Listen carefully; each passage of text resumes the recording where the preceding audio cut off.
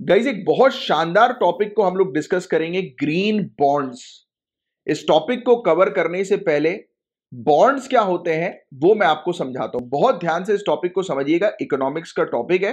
ध्यान नहीं देंगे तो चीजें समझ में नहीं आएगी, तो पूरा फोकस इस टॉपिक पर रखिए। देखिए गाइस, बॉन्ड होता क्या है। सबसे पहले पॉइंट आप चाहे तो लिख सकते हैं, ये एक डेट इंस्ट्रूमेंट है। क्या है ये? एक डेट इंस्ट्रूमेंट। अब डेट इंस्ट्रूमेंट क्या होता है? कुछ नहीं होता, ये लोन है, राइट। बॉन्ड्स यानी कि लोन। अब मैं आपको और आसान सिंपल शब्दों से समझाता हूं। जैसे मान लेते हैं एक कोई कंपनी है, ठीक है। अब आप मुझे बताएं कि कंपनी को, अगर कंपनी चलाने के लिए कंपनी को पैसे की रिक्वायरमेंट है, यानी कि उसको चाहिए कैपिटल। तो कंपनी को कैपिटल अगर चाहिए तो कंपनी के पास क्या क्या रास्ते होते हैं? पहला रास्ता, कंपनी को अगर पैसे चाहिए तो कंपनी बैंक के पास जा सकती है लोन लेने के लिए। दूसरा रास्ता, कंपनी अपने शेयर जारी कर सकती है, शेयर इशू कर सकती है, तो उससे वो मार्केट से पैसा उठा लेगी।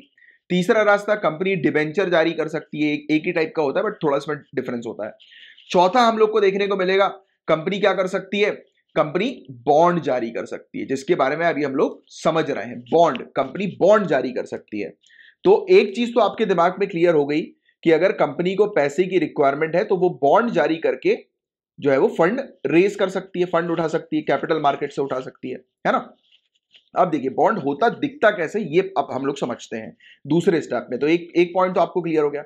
दूसरा स्टेप समझिए, ये एक पेपर होता है, ठीक है। इसमें एक फेस वैल्यू होती है। क्या होती है? इसमें एक फेस वैल्यू, जैसे एक पेपर के ऊपर एक अमाउंट लिखा रहता है। जैसे मान लेते हैं 1000 रुपए का बॉन्ड ले लेते हैं, ठीक है। पेपर के ऊपर 1000 रुपए जो है वो लिखे हुए हैं। एक व्यक्ति आपकी कंपनी में आएगा और ये आपसे 1000 रुपए देकर, आपकी कंपनी को 1000 रुपए देकर, या फिर एक कंपनी को 1000 रुपए देकर बॉन्ड जो है वो ले लेगा।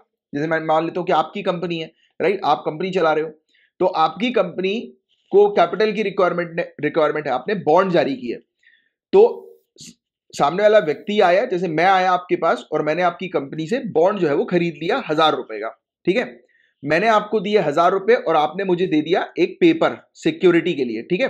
यानी कि एक paper, valid paper, valid document, right. और इसमें लिखा हुआ है कि ये बॉन्ड 5 साल बाद मैच्योर होगा। यानी कि अब मैं आज की डेट से 5 साल बाद जब वापस आपकी कंपनी में आऊंगा तो ये पेपर दिखाऊंगा जो आपने मुझे दिया है, तो आपकी कंपनी मुझे मेरे 1000 रुपए दे देगी।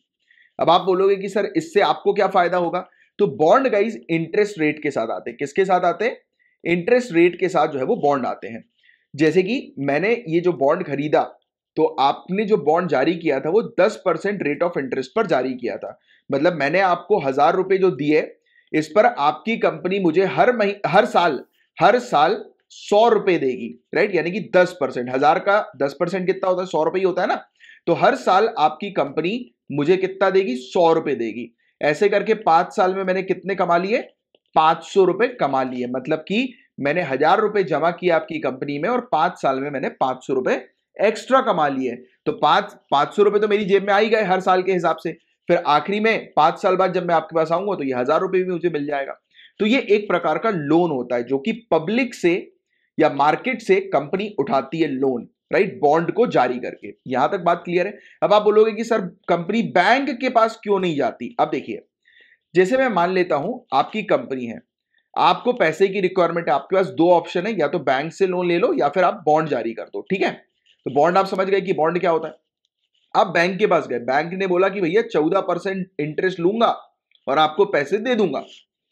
तो आपने क्या बोला कि अरे ये तो 14% ले रहा है, हटाओ इसको, मैं तो एक काम करता हूं मार्केट से 10% में बॉन्ड जारी कर देता हूं। तो आपको तो पैसे चाहिए ना, आपको तो पैसा चाहिए, पैसा कहीं से भी आए, चाहे वो बैंक से आए चाहे वो मार्केट से आए। बट आपका फायदा किस में हो रहा है? आपका फायदा बैंक को 14% इंटरेस्ट देने में हो रहा है, या फिर आपको पब्लिक को 10% इंटरेस्ट देने में हो रहा है आपका फायदा? तो आप बोलोगे कि सर अगर मैं 10% ब्याज दूंगा पब्लिक को, देखिए बात को और ध्यान समझिए। आपको हर हर साल, अगर जैसे 1000 रुपए आपको चाहिए, तो आपको हर साल 100 रुपए देने में फायदा है, या हर साल 140 रुपए देने में फायदा है, राइट, इंटरेस्ट देने में फायदा है? तो आप बोलोगे कि सर जेब से जितना कम पैसा जाए उतना अच्छा है, तो 100 रुपए देने में फायदा है। तो बॉन्ड क्या होता है? एक कंपनी को जब बैंक से, और हमेशा आप देखिएगा बैंक के रेट ऑफ इंटरेस्ट से कम ही इंटरेस्ट होता है, वो बॉन्ड का होता है। अब आप बोलोगे कि सर फिर पब्लिक क्यों खरीदती है? इस चीज को और बेहतर तरीके से समझो। देखिए, पब्लिक ने देखा कि उनके पास रखा है पैसा, अब एक पब्लिक है, डर रही है शेयर में इन्वेस्ट करने से, उनको डर लग रहा है कि अरे यार इन्वेस्ट करेंगे पैसा डूब ना जाए, ये सोच रहे हैं कि चलो इसकी एफडी बना लेते हैं हम लोग, ठीक है। जैसे कि 1,000 रुपए की एक व्यक्ति सोच रहा है कि यार मैं एफडी बना लेता हूं, फिर ये बैंक गया, बैंक में इसने देखा कि अरे यार एफडी में तो मुझे रेट ऑफ इंटरेस्ट 8% मिल रहा है, राइट। बट इसने एक एडवर्टीजमेंट देखा कि आपकी कंपनी जो है वो बॉन्ड जारी कर रही है जिसमें रिटर्न जो है वो 10% का देगी सालाना। तो एक पब्लिक 8% लेने में फायदा देखेगी या 10% लेने में फायदा देखेगी? तो ऑब्वियस सी बात है, जिसको ज्यादा पैसा आएगा उसको उतना फायदा ना। देखो बात सिंपल सी है, जिसकी जेब से जितना कम पैसा गया उसको उतना फायदा, और जिसकी जेब में जितना पैसा आया उसको उतना फायदा। तो पब्लिक की जेब में 10% आ रहा है और कंपनी की जेब से 10% जा रहा है 14% की जगह, राइट। तो बैंक से पब्लिक को बैंक से कंपनी को 14% में इंटरेस्ट मिल रहा था, बट कंपनी ने क्या किया, 10% में इंटरेस्ट में जो है वो पैसा उठा लिया। तो कम पैसा जो है वो कंपनी की जेब से जा रहा है ना, कम पैसा जा रहा है, 100 रुपए जा रहा है, जहां 140 जाना चाहिए था वहां 100 रुपए जा रहा है, और जहां 80 रुपए मिलना था पब्लिक को वहां पब्लिक को 100 रुपए मिल रहा है, यानी कि 20 रुपए का फायदा। तो यहां पे पब्लिक को भी फायदा है और कंपनी को भी फायदा है। तो ये चीज हम लोग को इस प्रकार की देखने को मिलती है, इस प्रकार से ये ऑपरेट करती है। मैं उम्मीद करता हूं कि ये इकोनॉमिक्स का जो ये टर्म है ये बहुत अच्छे से अब आप समझ गए होंगे, बॉन्ड्स। एक और मैं आपको छोटी सी बात बताता हूं, जब भी सरकार बॉन्ड रिलीज करती है तो उसको क्या बोलते हैं, सॉवरेन बॉन्ड। क्या बोलते हैं, सॉवरेन बॉन्ड। तो ये वाला पॉइंट भी थोड़ा सा याद रखना, सरकारी बॉन्ड हमेशा सॉवरेन बॉन्ड कहलाते हैं, राइट। तो अब मैं उम्मीद करता हूं आप अच्छे से समझ गए हो कि बॉन्ड क्या होता है। अब ये ग्रीन बॉन्ड क्या है, बहुत सिंपल सी चीज है गाइस। ग्रीन बॉन्ड का मतलब, एक जब भी कोई कंपनी किसी ऐसी एक्टिविटी पे पैसा लगा रही है, जैसे एग्जांपल के तौर पर इलेक्ट्रिक व्हीकल, आपकी कंपनी एक इलेक्ट्रिक व्हीकल, इलेक्ट्रिक गाड़ी जो है वो बना रही है ना। तो अब इलेक्ट्रिक व्हीकल जो है वो बिल्कुल भी पोल्यूशन नहीं करेगी, तो कैसी इंडस्ट्री है ये, ग्रीन इंडस्ट्री है। क्लाइमेट पर इंपैक्ट क्रिएट नहीं करेगी, क्लाइमेट के लिए फायदेमंद है। तो जो भी पर्टिकुलर कंपनी के जो भी प्रोजेक्ट्स वगैरह हम लोग को देखने को मिलते हैं जो एनवायरमेंट के लिए फायदेमंद होते हैं, और उस प्रोजेक्ट पर मार्केट से पैसा उठाने के लिए जो कंपनी बॉन्ड जारी करती है, that is called green bond. और ग्रीन बॉन्ड को आज की डेट में काफी अट्रैक्टिव भी बनाया जा रहा है, क्योंकि सरकार उस पर टैक्स एग्जेम्पशन देती है और काफी सारे बेनिफिट देती है। यानी कि सरकार खुद प्रमोट करती है कि ज्यादा से ज्यादा कंपनी भी जो है वो ग्रीन बॉन्ड जारी करे मार्केट से पैसा उठाने के लिए, जिससे कि कंपनी जो है वो कैसी एक्टिविटी में इन्वेस्ट करें, क्लाइमेट या एनवायरमेंट को प्रोटेक्ट करने की एक्टिविटी में इन्वेस्ट करें, है ना। तो ये चीज हमें देखने को मिलती है, और पब्लिक को भी मोटिवेशन मिलता है ग्रीन बॉन्ड परचेज करने से, क्योंकि उसको टैक्स एग्जेम्पशन उसमें हो जाता है, यानी कि कुछ जो फायदा जो है वो टैक्स में पब्लिक को जो है वो मिल जाता है। तो ये फायदे हैं ग्रीन बॉन्ड्स के। तो मैं उम्मीद करता हूं कि आप समझ गए होंगे बहुत अच्छे से ग्रीन बॉन्ड के बारे में। इसके अलावा थोड़ा सा मैं आपको थ्योरी में भी जो है वो बता देता हूं ग्रीन बॉन्ड के बारे में, कि ग्रीन बॉन्ड मैंने पूरा आपको समझा तो दिया, बट फिर भी एक जनरली थ्योरी के माध्यम से भी एक चीज मैं आपकी क्लियर कर देता हूं। तो ग्रीन बॉन्ड एक प्रकार का फिक्स्ड इनकम इंस्ट्रूमेंट है। क्या है, फिक्स्ड इनकम इंस्ट्रूमेंट। किसके लिए इनकम है, पब्लिक के लिए जो बॉन्ड परचेज करते हैं, और कंपनी के लिए कि जो भी एनवायरमेंटल प्रोजेक्ट्स जो हैं या क्लाइमेट से रिलेटेड जो प्रोजेक्ट्स हैं उस पर पैसा उठाने के लिए, पैसा रेज करने के लिए इंस्ट्रूमेंट ये हम लोग को देखने को मिलता है।